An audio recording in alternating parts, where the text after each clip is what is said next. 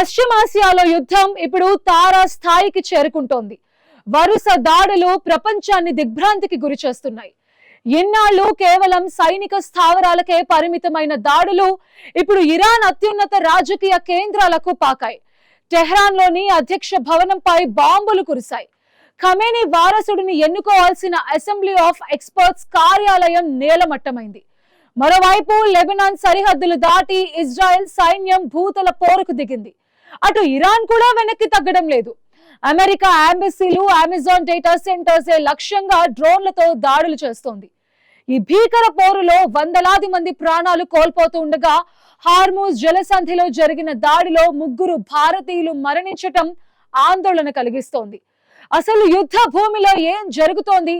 Trump హెచ్చరికల వెనుక ఆంతర్యం ఏంటి? ఈ స్టోరీలో చూద్దాం.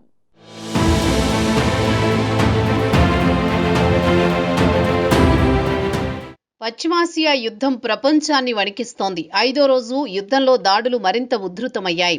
ఆకాశంలో బాంబుల మోత, నేలపై పేలుళ్ల ప్రకంపనలు, సముద్రంలో నౌకలపై దాడులు, మొత్తం పశ్చిమాసియా ప్రాంతం యుద్ధభూమిగా మారిపోయింది. ఇరాన్, లెబనాన్పై అమెరికా, ఇజ్రాయెల్ సంయుక్తంగా విరుచుకు పడుతున్నాయి.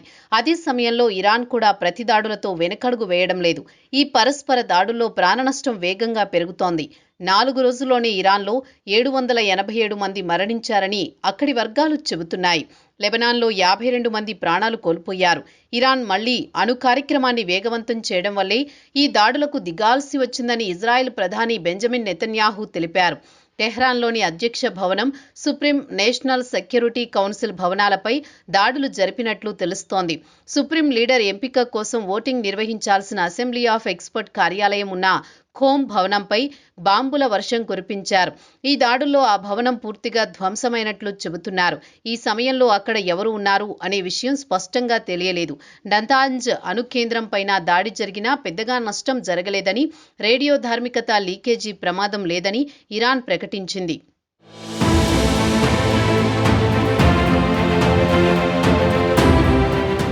మరోవైపు లెబనాన్లోని పరిస్థితి ఉద్రిక్తంగా మారింది. ఇరాన్కు మద్దతుగా హెజ్బొల్లా మిలిటెంట్లు రంగంలోకి దిగడంతో ఇజ్రాయెల్ దూకుడు పెంచింది. దక్షిణ లెబనాన్లోకి సైన్యాన్ని పంపింది. ఒకవైపు వైమానిక దాడులు కొనసాగుతుండగా మరోవైపు భూతల యుద్ధానికి సన్నాహాలు జరిగాయి. హెజ్బొల్లా బహిరంగ యుద్ధానికి సిద్ధమని ప్రకటించింది.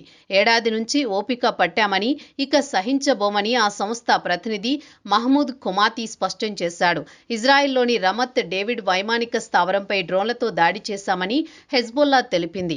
అయితే వాటిని కూల్చేశామని ఇజ్రాయెల్ ప్రకటించింది. లెబనాన్పై ఇజ్రాయెల్ దాడులు చేస్తున్న క్రమంలో ఆ దేశ అధ్యక్షుడు ఊన్ కీలక ప్రకటన చేశారు. లెబనాన్లో హెజ్బొల్లా సైనిక కార్యకలాపాలపై నిషేధం విధించినట్లు తెలిపారు.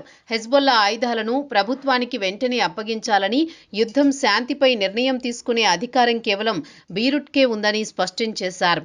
నవంబర్ 2024 కాల్పుల విరమణ తర్వాత లెబనాన్లో మళ్లీ ఉద్రిక్తతలు పెరిగాయి.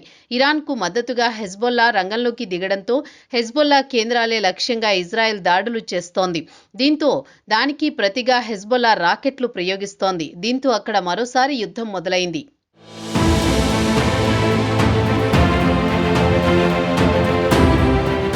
ఇక ఇరాన్ కూడా ప్రత్యక్షంగా గల్ఫ్ దేశాల్లోని అమెరికాకు చెందిన సైనిక కేంద్రాలను లక్ష్యంగా చేసుకుని దాడులు చేస్తోంది. సౌదీ అరేబియాలోని రియాద్లో ఉన్న అమెరికా ఎంబసీపై 2 డ్రోన్లతో దాడి చేసింది. దీంతో భవనం స్వల్పంగా దెబ్బతింది. కువైట్లోని ఎంబసీపై కూడా దాడులు జరిగినట్లు తెలుస్తోంది. దాడుల నేపథ్యంలో సౌదీ, కువైట్లలోని తమ ఎంబసీలను అమెరికా మూసివేసింది. ఖతార్ ఎనర్జీకి చెందిన 2 కేంద్రాలపై ఇరాన్ దాడులు చేసింది. దోహా విమానాశ్రయంపై దాడులకు ప్రతీకారంగా ఖతార్ ఇరాన్పై దాడులు జరిపినట్లు తెలుస్తోంది. ఇక యునైటెడ్ అరబ్ ఎమిరేట్స్లోని డేటా సెంటర్లపై డ్రోన్ల దాడులు జరిగినట్లు అమెజాన్ ప్రకటించింది. బహ్రెయిన్లోని డేటా సెంటర్ పైన దాడి జరిగినట్లు తెలిపింది. బహ్రెయిన్లో ఉన్న అమెరికా సైనిక స్థావరంపై డ్రోన్లు, క్షిపణులతో ఇరాన్ దాడి చేసింది. అంతేకాక ఒమన్లోని దుకమ్ పోర్టులో చమురు నౌకపై డ్రోన్ దాడి జరిగింది. అదృష్టవశాత్తు ఎవరూ గాయపడలేదని ఒమన్ అధికారులు తెలిపారు. ఈ యుద్ధంతో అమెరికాకు కూడా పెద్ద దెబ్బ తగిలింది. కువైట్లో మోహరించిన తమ సైనికుల్లో 6 మరణించారని, మరో 18 మంది తీవ్రంగా గాయపడ్డారని అమెరికా సెంట్రల్ కమాండ్ ప్రతినిధి వెల్లడించారు. ఈ దాడులకు ఎలా స్పందిస్తాయో త్వరలోనే తెలుస్తుందని అమెరికా అధ్యక్షుడు ట్రంప్ హెచ్చరించారు. రియాద్లో ఎంబసీపై అమెరికన్ సైనికుల మరణానికి సముచిత ప్రతీకారం ఉంటుందని స్పష్టం చేశారు.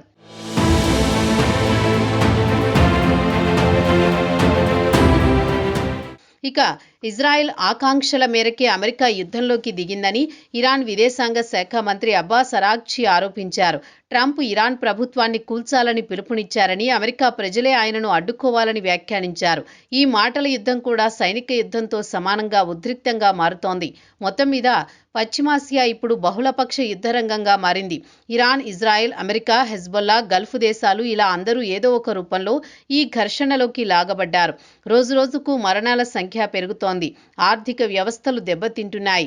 చమురు సరఫరాలపై ప్రభావం పడుతోంది. అంతర్జాతీయ సమాజం కాల్పుల విరమణకు ప్రయత్నిస్తుందా, లేక ఈ యుద్ధం మరింత విస్తరించనుందా అన్నది రాబోయే రోజులు నిర్ణయించనున్నాయి. ప్రస్తుతం మాత్రం పశ్చిమాసియా అంతా ఉద్రిక్తతల నడుమ ఉక్కిరిబిక్కిరి అవుతోంది.